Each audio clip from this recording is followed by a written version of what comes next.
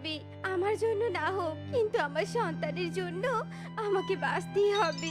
আমাকে আরো গভীর জঙ্গলে যেতে হবে, যেখানে যেখানে আমাকে কেউ খুঁজে পাবে না। টুনি পাখি উড়তে উড়তে গহীন জঙ্গলের দিকে চলে যায়। এদিকে কালো কাপড়ে মুখ বাঁধা দুটো পাখি টুনিকে খুঁজতে খুঁজতে জঙ্গলের দিকে আসে। মেয়েটাকে তো আর কোথাও দেখতে পাচ্ছি না।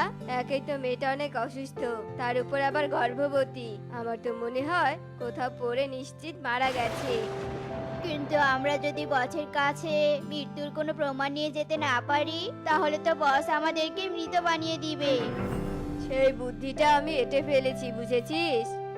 কি সেই বুদ্ধি? আরে বাহ, এটা তো অনেক ভালো একটা বুদ্ধি।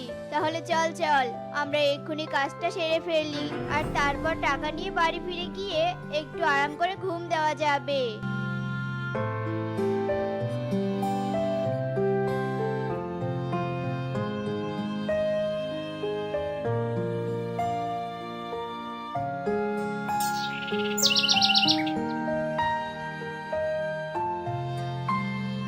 বস, এই দেখুন টুনি পাখির রক্ত।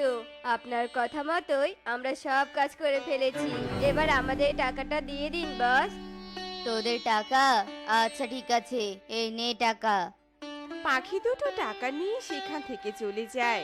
এদিকে টুনি পাখি গহীন জঙ্গলে বসে পেটের যন্ত্রণায় কাতরাতে থাকে। এদিকে টোনা নামের এক কাঠুরিয়া তখন জঙ্গলে কাঠ কাটতে আসে। এ কি, এই গহীন জঙ্গলে কাতরানোর আওয়াজ কোথা থেকে আসছে? এখানে তো সচরাচর কোনো পাখি আসে না। না, কান্নার আওয়াজটা অনেক জোরে জোরে বাড়ছে। দেখি তো একটু ভিতরে গিয়ে। টোনা গুটি গুটি পায়ে জঙ্গলের ভেতরে ঢোকে, আর সেখানে গিয়ে টোনা পুরো অবাক হয়ে যায়। এ কি, কে তুমি? আর এই গহীন জঙ্গলে বা কি করছো? দাদা, দয়া করে আমাকে একটু বাঁচান দাদা। আমার পেটের সন্তানকে একটু বাঁচান। আহ! ঠিক আছে ঠিক আছে, আমি তোমাকে এক্ষুনি হাসপাতালে নিয়ে যাচ্ছি। না না, হাসপাতালে গেলে ওরা এসে আমাকে ধরে নিয়ে যাবে। আপনি আপনি আমাকে অন্য কোথাও নিয়ে চলুন দাদা। আমার যে ডিম দেওয়ার সময় হয়ে এসেছে। টুনির কথা শুনে টোনা পুরো বিপাকে পড়ে যায়, আর তারপর টোনা টুনিকে নিজের পিঠে তুলে নিয়ে তার বাড়িতে যায়। তুমি এখানে নিশ্চিন্তে ডিম দিতে পারো। এখানে তোমাকে কেউ অনেক বড় করে তুলবেন, যাতে করে ও অনেক সৎ একটা পাখি হয়। ওরা নিতে আসলে ওদের হাতে আপনি আমার ছানাকে কোনো দিনও তুলে দিবেন না দাদা। আমাকে কথা দিন। আচ্ছা আচ্ছা ঠিক আছে, আমি দিব না তোমার ছানাকে কারো হাতে তুলে। কিন্তু কারা আসবে তোমার ছানাকে নিতে, সেটা আগে বলো তো। ও, আপনাকে তো আমার আসল পরিচয়টাই দেওয়া হয়নি। শুনুন তবে, আসলে আমার নাম টুনি। আমি রহিমপুর জঙ্গলের প্রভাবশালী পাখি রকির বউ। তবে শুধু বউ বললে ভুল হবে, আমি তার কালো বউ। সে আমাকে ভালোবেসে বিয়ে করেছিল, তবে মন থেকে ভালোবেসে নয়। টুনি, আমি তোমার কালো রূপে পুরো মুগ্ধ হয়ে গিয়েছি। চলো না গো, আমি তোমায় বিয়ে করে নেই।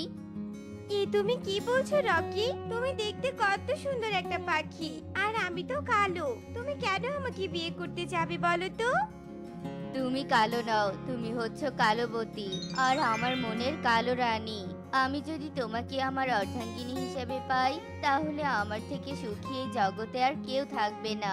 প্লিজ লক্ষ্মী সোনা আমার, তুমি একদম না করো না। রকির এমন মিষ্টি কথায় আমার মন ভুলে যায়, আর রকিকে আমি বিয়ে করে নেই। বিয়ের কয়েকটা দিন বেশ ভালোই কাটছিল। এরপর এরপর আমি গর্ভবতী হই। জানো রকি, তুমি না বাবা হতে চলেছো, আর আমি মা হতে চলেছি। সকাল সকাল তোমাকে কত সুন্দর একটা খবর দিলাম বলো। এমন ফালতু একটা খবর আমার জন্য কখনোই ভালো হতে পারে না। এসব তুমি কি বলছো? সবারই জীবনে বাবা মা হওয়ার শখ থাকে, আর তোমার নেই? না, আমার নেই, কারণ আমি তো তোমাকে মন থেকে ভালোবেসে বিয়ে করিনি। তাহলে আমাকে কেন বিয়ে করেছো? আর এতদিন কি তোমার সবকিছু মিথ্যে ছিল? তোর মতো কালো বউকে আমি ভালোবাসবো তা কি করে ভাবলি? আমি তো শুধু তোর বাবার সম্পত্তি যেগুলো তোর নামে আছে সেগুলো নেওয়ার জন্যই তোকে বিয়ে করেছি। এবার তুই আমাকে সেই সম্পত্তিগুলো আমার নামে দিয়ে দে, আর তুই ভালোই ভালোই আমার এখান থেকে চলে যা। ছি রকি ছি, তোমার মতো জঘন্য পাখিকে আমি কোনোদিনও আমার সম্পত্তি লিখে দিব না। আমি আমার পেটের ছানাকে নিয়ে পুলিশের কাছে যাব আর তোমার নামে মামলা করব। আমি তোমাকে ফাঁসিতে ঝোলাবো রকি। তুই আমাকে ফাঁসিতে ঝুলাবি? তোর এত বড় সাহস! তার আগেই তোকে এক্ষুনি আমি এই দুনিয়া ছাড়া করব। তুই আমার কিচ্ছু করতে পারবি না। আমি তখনই পালিয়ে আসি আর রকি আমার পেছনে দুটো পাখিকে লাগিয়ে দেয় আমাকে মারার জন্য। সবই তো শুনলাম, তাহলে তো তোমাকে বেঁচে থাকতেই হবে। ওই শয়তান রকির জন্য তোমাকে বেঁচে থাকতে হবে। তুমি থাকো, আমি এক্ষুনি তোমার জন্য ঔষধ নিয়ে আসছি। টোনা টুনিকে রেখে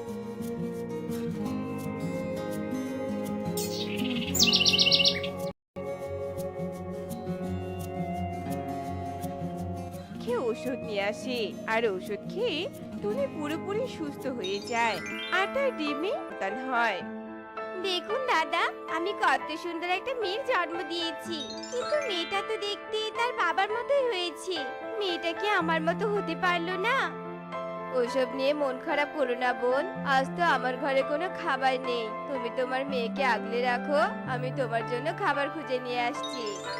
টোনা যেই না খাবারের খোঁজে বের হবে তখনই সেখানে কালু কাক আর ইগল চলে আসে আর টোনাকে দেখে ওরা বলতে থাকে, কিরে টোনা, কতগুলো দিন হয়ে গেল টাকা নিয়েছিস, আজও তো টাকা ফিরিয়ে দেওয়ার কোনো নামগন্ধই নেই। আসলে কালু দাদা, আমার কাছে তো এই মুহূর্তে কোনো টাকা নেই। তোমরা আমাকে আর কটা দিন সময় দাও না। শালার বেটা, যখনই তোর কাছে টাকা চাই তখনই তোর সময় লাগবে, তাই না রে? আজ তো সেই সময় চাওয়া বের করছি, দাঁড়া। ইগল দাদা, হাত পা গুটিয়ে কেন দাঁড়িয়ে আছিস? ধর শালার বেটাকে। কালু আর ইগল টোনাকে কোনো কথা বলার সুযোগ না দিয়ে মারতে শুরু করে আর মারতে মারতে টোনাকে ক্ষত বিক্ষত করে ফেলে। তখনই টুনি ভেতর থেকে এসে, তোমরা আমার দাদাকে মেরো না, ছেড়ে দাও, ছেড়ে দাও আমার দাদাকে। আমার যে কেউ নেই, এই দাদাটা ছাড়া যে আমার কেউ নেই।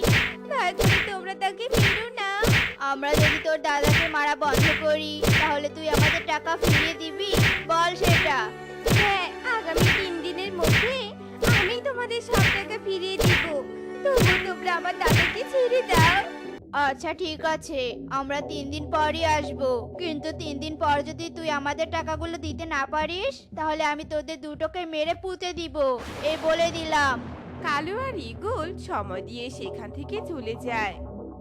দাদা, এবার সময় এসেছে রকির কাছ থেকে সবকিছু ছিনিয়ে নেওয়ার। কিন্তু কিভাবে বোন? আমি পুলিশের আশ্রয় নিব। এরপর টুনি থানায় যায় আর পুলিশ নিয়ে টুনি সোজা রকির বাসায় যায়। মিস্টার রকি, আপনাকে গ্রেফতার করা হলো, আমাদের সাথে থানায় চলুন। আমি যাব না থানায়, আমি যাব না।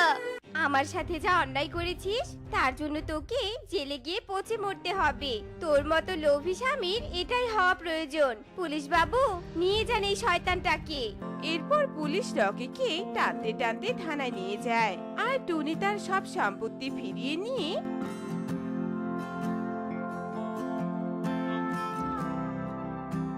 টোনার সব ঋণ পরিশোধ করে দেয় আর ওরা ভাই বোন অনেক সুখে দিন কাটাতে থাকে।